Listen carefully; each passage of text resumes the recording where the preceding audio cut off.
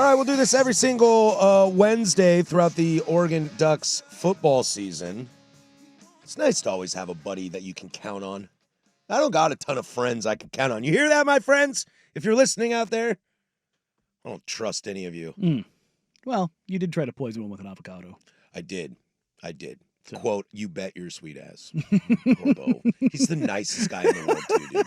He is the nicest guy I have ever met in my life. One of the other nicest guys I've ever met in my life is our friend Tyson Alger, who joins us every single Wednesday. Look out, Eugene, and the I-5 corridor. Tyson, we're always happy to have you. How are you this week? You know what? I'll take that transition into being one of the nicest guys you guys have met any day of the week. I'm doing great, fellas. How are you? We're doing all right, man. It's a happy Wednesday. It's a short week for us, so that always gets us really excited. Although I have a feeling you don't get short weeks anymore. Yeah, you radio guys just live the life of luxury, and especially the paychecks. Yeah. No, it's Labor Day as a college football writer isn't a holiday that gets celebrated a whole lot. But I'll tell you what, when Oregon wins an easy game on Saturday like that, it makes things a little bit easier because the sky's not falling, boys. It's not like Arch Manning in Texas this week. You know what I mean? Yeah, Eugene ain't Tuscaloosa right now, so we're okay. Let's dive right into that. It's hard when you're playing a team like Montana State in week one to take away and really like over-exaggerate or, overreact or underreact. But what is Tyson Alger's biggest takeaway from that game this weekend? Yeah, I think my biggest takeaway is it's still all systems go. I mean, it's hard to really get like up after beating an FCS opponent like that. But as we saw last year, like you can get pretty down if you don't take care of business easily. I mean, it was the lasting effects of that Idaho game last season lasted for the first 2-3 weeks of the season, just because you saw poor offensive line play. You saw a team that wasn't able to put inferior opponents away. And it kind of just brought a lot of questions going into a season where the Ducks still ended up being very good. This year, they're playing a similar caliber team, and boy, it would take me a while to sit here and nitpick enough to like come up with one main issue that the Ducks showed in that game, because you wanted to see, does Dante Moore look comfortable? Dante Moore looked comfortable. You wanted to see whether the offensive line got some push. The offensive line didn't allow a single negative yardage play the whole game. You wanted to see the defense just really take over against a undersized offensive line, and you saw that as well. So, there were no concerns coming out of that game. There were a few positives that I liked too, like being able to see DeCorian Moore implemented in that offense right away, and some of the flash that he showed with that hurdle, that was really cool to see. And then, and then it's just, you kind of just have to dissect other things. The one thing that I was super impressed with that game about was a throw that Dante Moore chose not to throw. It was 3rd and 10, second quarter. They were in the red zone. He rolled out to his right. He was looking for a guy in the end zone. He couldn't find one. So instead of throwing it, he just ran out of bounds, and the Ducks took a field goal. But I think those are kind of like the simple, smart plays that you want to see from your quarterback to make, especially when you're in a game where you have a comfortable lead. So, I came away as impressed as you can, considering the opponent. I guess one of the only, not necessarily negatives, but one of the eyebrow-raising things that came out of that game was out of the running game with Mekhi Hughes. Yeah. What have you been able to find out about why Hughes wasn't out there and why he was so far down the depth chart? Yeah, it's your team won a pretty convincing game when you have one running back who rushed for 3 touchdowns. You have another running back who took his first carry for 35 yards. You have another running back who scored a 16-yard touchdown. And we're sitting here, and yeah, I agree with you. That was kind of the biggest question coming out is where was Mekhi Hughes? This was a running back who I thought was going to be number 1 on the depth chart coming into the season, coming off of the back-to-back 1,000-yard seasons he had at Tulane. We talked about him a lot in the preseason, and as for like why he didn't get his first touch until I believe the third quarter, Dan Lanning said it was relatively simple. He said, this is an open competition. We have a lot of guys who are very talented, and basically what you do in practice is what's going to represent on the field. So I think they said to a man, Noah Whittington had been the best back during practice during fall camp, and so he got the number 1 carries. He got the kind of the lead back status. But the one thing I'll come back around to is it's a fluid depth chart. Well, I mean, technically there isn't a depth chart. I don't think the Ducks have still put one out yet, but it's a fluid depth chart. They were playing an opponent where they knew probably every single one of their backs was going to be able to have success. So I won't sit here and say like right off Mekhi Hughes. I think he's still going to be a very effective and featured back for the Ducks this season. I think this was just a week where, maybe you reward the guys who have been better in practice, or maybe there was some attitude stuff. But yeah, it's that was kind of like the one kind of like, oh yeah, where was he coming out of that game? Yeah, that was kind of my thought too. Like this running back room is so deep. I mean, is there a deeper running back room in the nation than what we saw, or is this just getting kind of fortunate that you're playing an FCS team?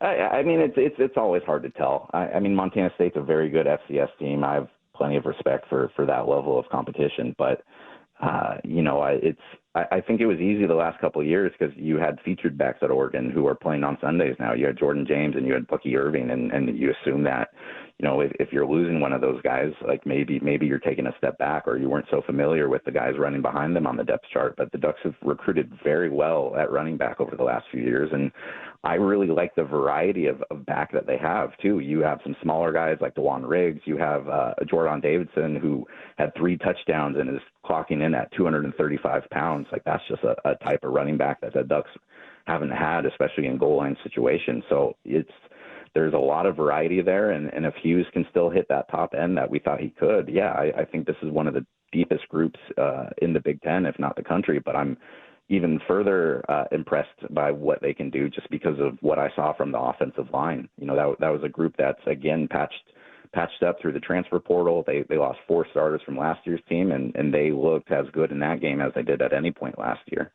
I want to pivot to the opponent this week in Oklahoma State, and the spread is not really much closer than it was against Montana State because Oregon's favored, but depending on where you look at it, anywhere between 27.5, 28.5.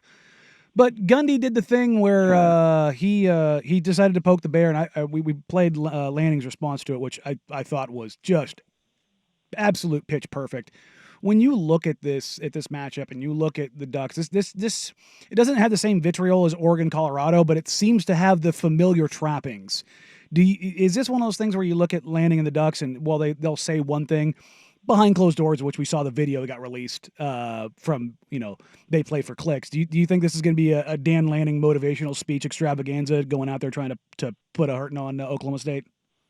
There hasn't been a situation that I've seen where Dan Lanning has a gift to him where he doesn't then utilize it. And for Gundy to come out and kind of be so lacking of awareness of what their school has too.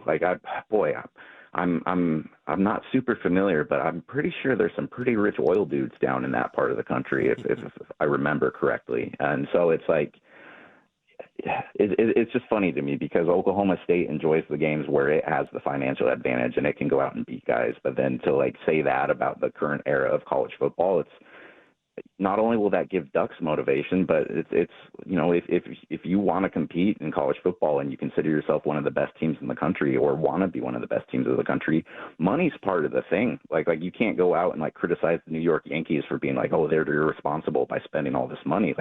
That's just where the sport is now. And so for Gundy to come out and say that, I think this was a game that Oregon was going to be substantially favored in regardless, just because of Oklahoma State's not peaking this year. They have some kind of turnover at quarterback and injuries, but for a Power 4 coach to come out and basically kind of do the money thing before things even get going, I definitely think Lanning's going to use that. I also think that's a bad message for Gundy to send to his fan base and his locker room of kind of bringing up the we're poor scenario. It's how is that going to help you recruiting in the future? If anything, this just keeps putting Oregon on a pedestal, especially when the Ducks come out and, as I expect, put a few touchdowns on them this week. Tyson Alger staying with us from the I-5 corridor and Lookout, Eugene, Springfield. And Tyson, we were having, I don't know if you heard us talking about it before you came on, but we were having this conversation about how it kind of felt like sour grapes a little from Mike Gundy, as you alluded to, the kind of bad message it gives your fan base of crying poor, and how life after T-Boone might not be as, fruitful, which kind of got us thinking, about life post Phil Knight. And Danny brought up a great point about how, and we see this on our text line as well, about how Oregon is just a money-making machine. That's the case, right? Is there any concern to you looking in the future what life looks like post Uncle Phil? No, not at all. I mean, like it'll be an adjustment, and I think it will be like an identity change too, because you know, right now Dan Lanning's probably the second biggest figure in Oregon football behind Phil Knight, and I think that's going to be the case until he ultimately is no longer here. But I think part of what Phil's done is like they've created a lot of things that should have staying power post his tenure here. The NIL collective. I doubt he's all that involved with that day to day. I mean, like ultimately Phil's the one who still has the deep pocketbook, but I think he's very aware of how dependent the school like appears to be on him, and I think that they're definitely setting things up for this to be a moneymaker in the long run. It was a lot more important, I think, for the Ducks to have that connection back 10, 15 years ago when they were first getting onto the national stage and they were first trying to become prominent, because I don't think it was a self-operating machine at that point. So much of Oregon's initial success was the infusion of Phil Knight and Nike and making it a brand. But I think right now Oregon's at a point where the Oregon brand is the Oregon brand. And when you're a perennial top 10 school, when you're in the playoffs, when you have a coach like Dan Lanning, who is probably one of the 5 most known coaches in college football at this time, I just think that they've been able to like build something somewhat separate from just the being under the Phil Knight thumbprint. Now, obviously,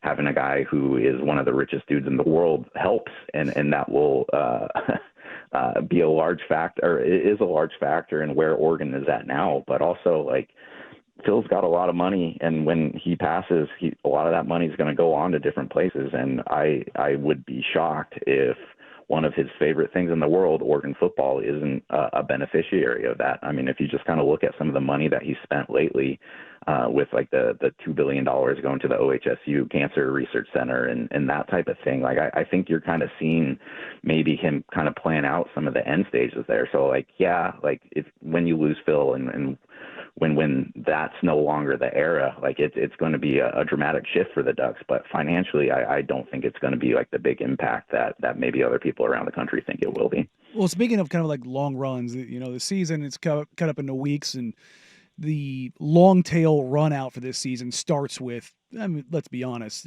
about as soft a schedule as you can hope for. Yep. Montana State, Oklahoma State, Northwestern, and then Oregon State. Northwestern might be the worst team in the Big Ten. Yeah, probably. But when you look at this, Montana State felt like checking boxes.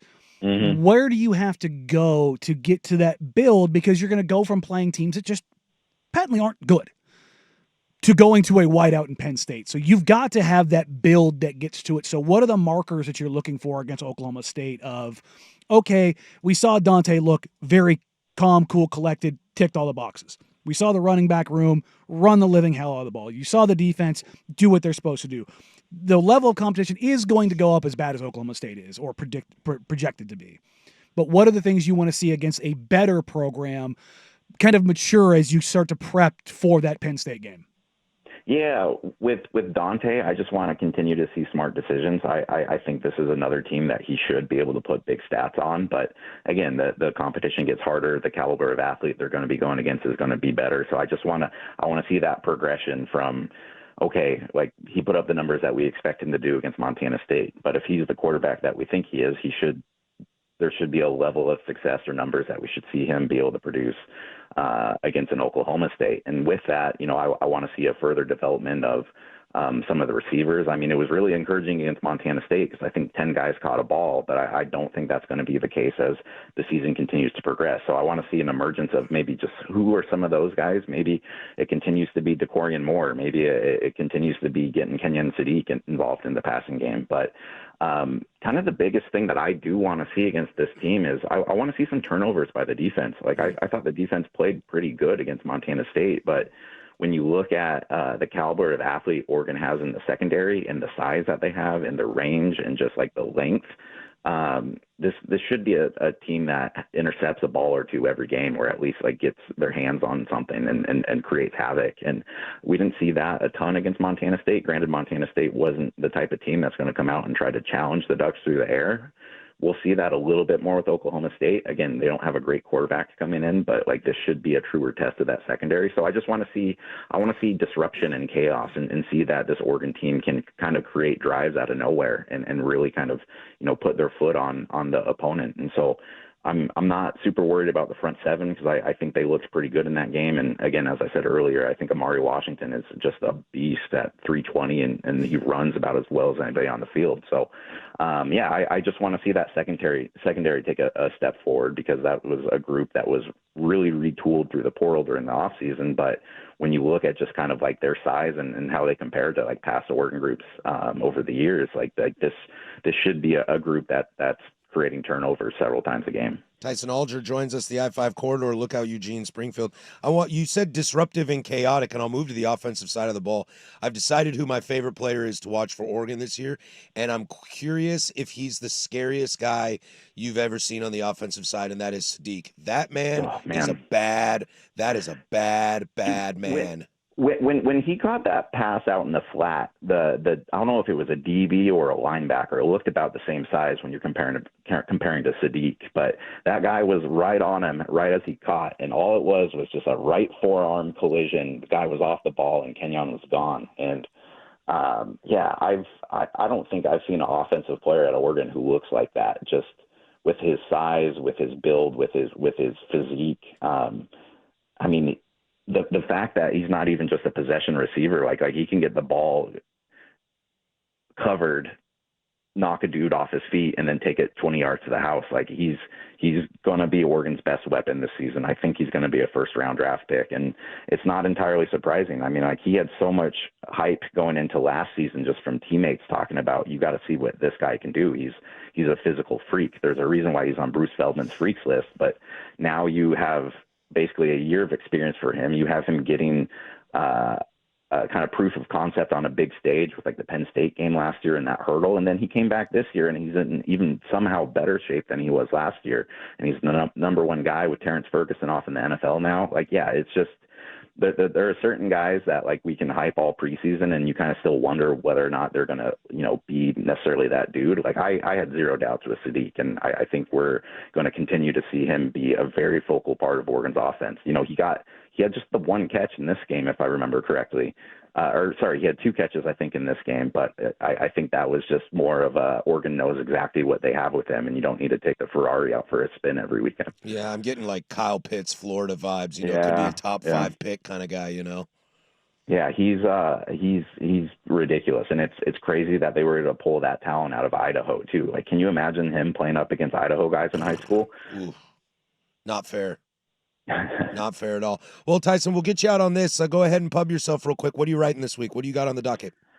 Yeah, so coming up this week, we're going a little off script, and I have a pretty long conversation with Oregon baseball coach Mark Wazakowski just about how Oregon is kind of prepping this offseason to try to take that final step to Omaha, and it's fascinating because where Oregon football's in the position where they're rich and people are complaining about them, baseball team's not quite in that scenario, and they have big money schools like LSU and others to go up against. So kind of a fascinating Q&A with Waz, and then coming later this week, I have a deeper dive into the size of Oregon secondary and just how much of an outlier that is in Oregon history. So yeah, those will be up this week at look out Eugene-Springfield.com, and people can just follow me on my socials at Tyson Alger. So he is Tyson Alger. We love him. Thanks coming, baby. We'll see you next Wednesday. Enjoy the game. Hey, thanks so much, guys. Thanks, Tyson.